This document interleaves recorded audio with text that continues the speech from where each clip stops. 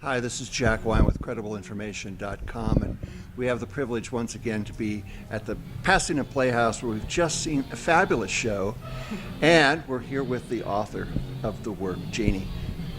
Introduce me again. My name is Jeanne Sakata. It opens up all of these kind of vistas. So nice for you to stop and talk to us. Thank you. This was really a beautiful, wonderful show, and I'm so privileged to see it and to talk to you. So there's so many things we could talk about. I mean, there's just so much in this show. It's a one-man show, one-actor show, and the actor's name is? Ryun Yu. Ryun Yu, Yeah, who does just an amazing job, just incredible job. Now, the show has been around for about 10 years, is that right? Mm-hmm. And it was developed with the East-West Players? It was developed a number of years before we actually brought it to East-West Players. I got a commission from CTG's Asian Theater Workshop, which was then headed by Che Yu, who is now the artistic director of the Victory Gardens Theater in Chicago. And Che really believed in the story, and he believed that I could write it, and he gave me a commission. I actually met Gordon in the late 1990s. In 1997, I started interviewing him. And for those people who don't know the show, it's about a gentleman named Gordon Hirabayashi. Yeah. Very important historic person because of his resistance during the Second World War to the internment and to the loyalty oaths and the curfews, and was also a conscientious objector. An amazing story. And it's not terribly well known. No, and that's one reason why I wanted to write this play, because when I found the story, I felt like I had discovered a gem, a little jewel sort of hidden in the coal pile there. I couldn't agree more. And I said, this is a story I would like every American to know about. When you talked about this or thought about it, did you always see it as a one-actor show? When I first conceived of it, I remember the moment when I thought of it as a one-person show, as I had found a book called The Courage of Their Convictions, which was written by a man who was mentioned in the play, at the end of the play, Dr. Peter Irons.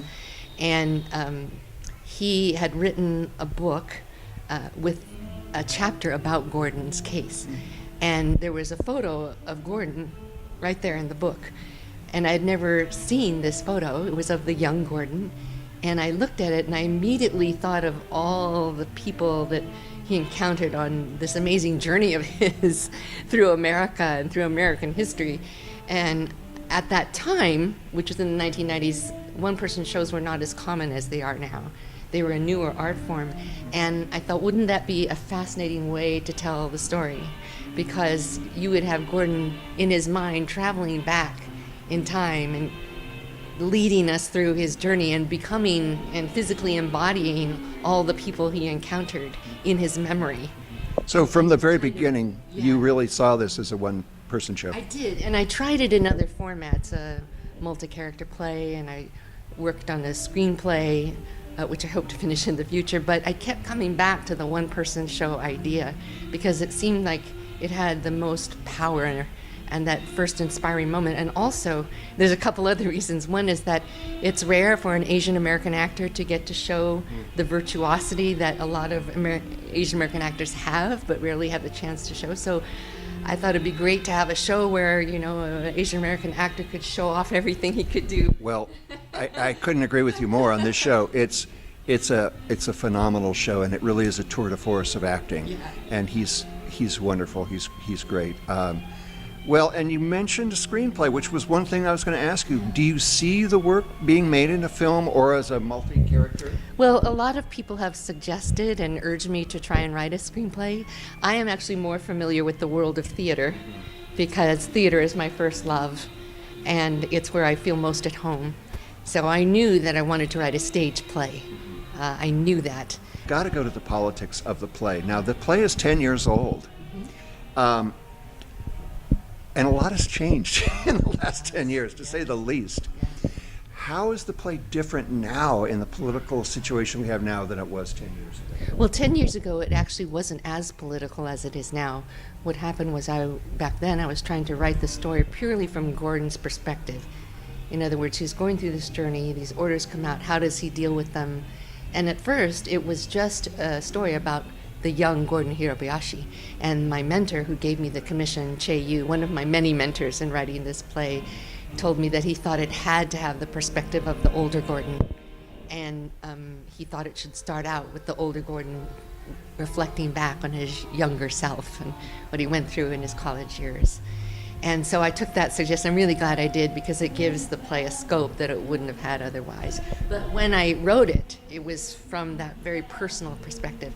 And what happened was, after we premiered at East West Players, I got an opportunity to workshop the play with the New York Theater Workshop, which is a wonderful theater in New York. And what came out of that workshop was suggestions that Gordon's personal story and his own journey could be wonderfully juxtaposed against some information given in the play about why this happened and how it happened, and what were the reasons that such a mass violation of constitutional rights could take place. So that's when I started to look for research that told me about what did allow that to happen. For example, in California, I'm from a California Japanese farming family, and the California farmers wanted the Japanese farmers out. They were doing too well. They were doing wonderfully, and they were taking land that the white farmers did not want to farm, swampland, etc., and they were making successful farms out of this land. And they were very threatened, and they said, we want to get rid of the brown man. You know, it's a question of whether the white man or the brown man rules in California agriculture. So there was that force, and there was William Randolph Hearst. His chain of newspapers were publishing, things that weren't true about the Japanese. And of course, it's just fear and hysteria. People don't think when they're afraid. Well, and that's so relevant to today. It and is. Has the play changed over the 10 years? Has the reaction to it changed? Well, I think that it's ironic that in the last 10 years, it seems like the play has become more and more and more immediately relevant, as our country's politics have changed. And my director says that when we did it at East West Players, she thought we were creating a history piece to shed light on an unknown chapter of history. And as we've journeyed through these 10 years, it seems like it's become more and more immediate every time we've done it. Yes. So that tonight almost feels like it's a direct answer to what is happening in our country now. Now, and again, I'm just going to follow up. Ryun has been doing the play since the very beginning. Has anybody else done the play? Yes, there have been, I think about 5 or 6 actors now that have performed the play in production, and more who have done staged readings. And there's going to be one new Gordon this coming year at Lyric Stage in Boston. So it's been very exciting, because when every actor does it, they make it their own in an individual way and make their own unique interpretation. Well, has Ryun's performance changed over the 10 years? Oh, yes. And changed tonight. Well, that's what live theater is about. Yes, that's what and it was exciting. I saw him do things tonight I've never seen him do before. So I was just riveted, Well, before I let you go, what's the future of the play? You've talked about a screenplay and other things, and it's been performed all over the country, and it's going to go on. But where do you see the future of it? Should this play be on HBO? Should it be on PBS? Well, I would love for it to. We have not really figured out how to do that yet, because we've been really just caught up in the journey of taking the play across the country. And we've been at some of the country's leading regional theaters. We've been, Playmakers Rep. We've been at ACT Seattle, Portland Center Stage, the Guthrie Theater, now here at Pasadena Playhouse. And next year we will be in Washington, D.C. at the Arena Stage. Well, that'll be interesting. Well, it's a play that everybody should see. It's so important now. It's so relevant. And what's next for you? What are you working on? Oh, well, I'm trying to write a second play. I'm very happy to be in the inaugural playwrights group at East West Players. And it's an all-female playwrights group, and we are working together for a year to work on new work. So I'm hoping to have a second play by the end of that time. And I'm also an actor, so I'm busy acting. I was in a play up at Theater Works in Palo Alto doing a play by Valina Hasu Houston called Calligraphy. And always auditioning, and that's what my future's been, or what my future is now. One last question, which I just, have to ask you is that for about 100 years, people have been saying that theater is dead. Only mass media. Theater is too expensive. The audiences are too small. It's a dying art form, and yet it's still kicking. It's still here. People like the Pasadena Playhouse are still doing it, and people like you are still writing it and performing it.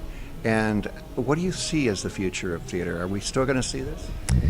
That's an interesting question. I'm not sure I can answer that because in many ways, I'm not a parent, I'm not a mother, and so I'm not really connected to, as well as I could be, or as well as parents that I know, friends who are parents are, to the younger generation. Mass media, you mean? Yes, and I know that there is a feeling with the social media, things change very quickly, with the way that TV shows are shot today. And it's harder for the younger generation to have the attention span that it requires. Exactly right. Yes. You've got a show that's 90 minutes long. And, this could be on the internet, it could be done in a lot of ways.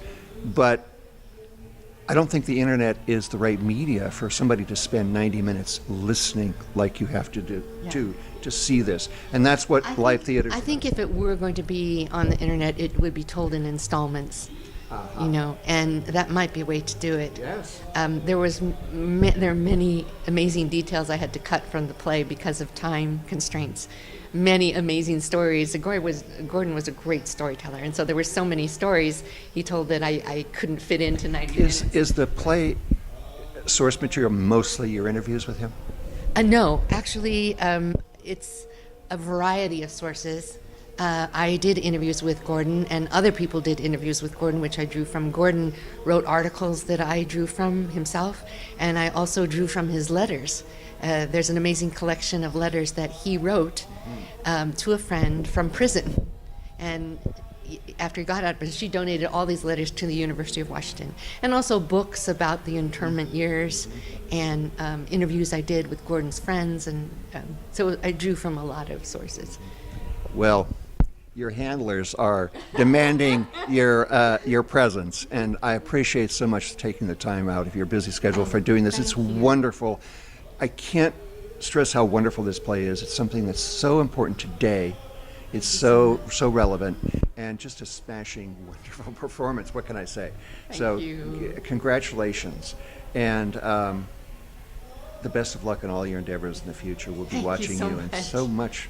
And Thank thanks you to all to of you watching. Yes. You don't know Jack!